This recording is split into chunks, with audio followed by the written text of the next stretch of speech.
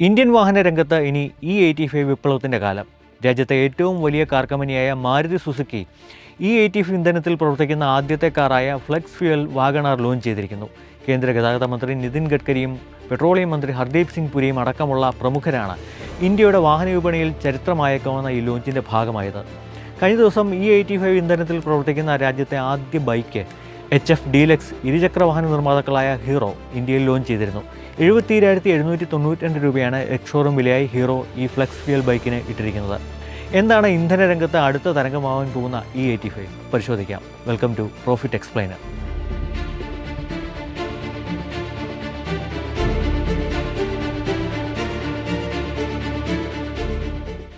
E20 ഇന്ധനമാണ് രാജ്യമെങ്ങും ഇപ്പോൾ ലഭ്യമാകുന്നത്. 80% പെട്രോളും 20% എഥനോളും ചേർന്നാണ് E20. കാർഷിക വിളകളിൽ നിന്ന് നിർമ്മിച്ച എഥനോളാണ് പെട്രോളിൽ ബ്ലെൻഡ് ചെയ്യുന്നത്. E85 ഫ്ലെക്സ് വീലിൽ 50 മുതൽ 85% വരെ എഥനോൾ ഉണ്ടാവും. കുറഞ്ഞത് 15% പെട്രോളും.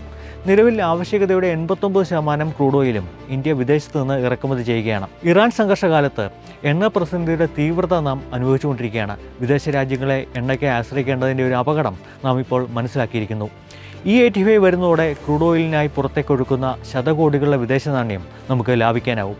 കണക്ക് പരിശോധിച്ചാൽ 2014 പെട്രോളിൽ 1.5% എഥനോളാണ് ഇന്ത്യയിൽ ചേർത്തിരുന്നത്. ഇത് 20% വർദ്ധിപ്പിച്ചതോടെ 1.84 ലക്ഷം കോടി രൂപയുടെ വിദേശ നാണ്യം നമുക്ക് ലാഭിക്കാനായി. സമ്പദ് വ്യവസ്ഥയെ കൂടുതൽ സ്വാശ്രയത്വത്തിലേക്ക് നയിക്കാൻ E85 സഹായിക്കുമെന്ന് വ്യക്തം. ചോളം, കരിമ്പ്, ഉരുളക്കിഴങ്ങ് തുടങ്ങിയ കാർഷിക വിളകളിൽ നിന്നാണ് എഥനോൾ നിർമ്മിക്കുന്നത്. രാജ്യത്തെ കർഷകർക്ക് തങ്ങളുടെ വിളകൾക്ക് മികച്ച വില ലഭിക്കാൻ വൻതോതിലുള്ള എഥനോൾ നിർമ്മാണം വഴിവെക്കും. രാജ്യത്തെ കർഷകരെ അന്നദാതാക്കളെന്നതിലുപരി ഊർജ്ജദാതാക്കളായി കൂടി മാറ്റുമെന്ന പ്രധാനമന്ത്രി നരേന്ദ്രമോദിയുടെ പ്രഖ്യാപനം ഇതിനോട് ചേർത്ത് വായിക്കണം.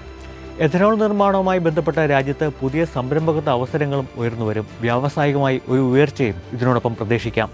ഏറ്റവും പ്രകൃതി സൗഹൃദമായ ഇന്ധനമാണ് E85.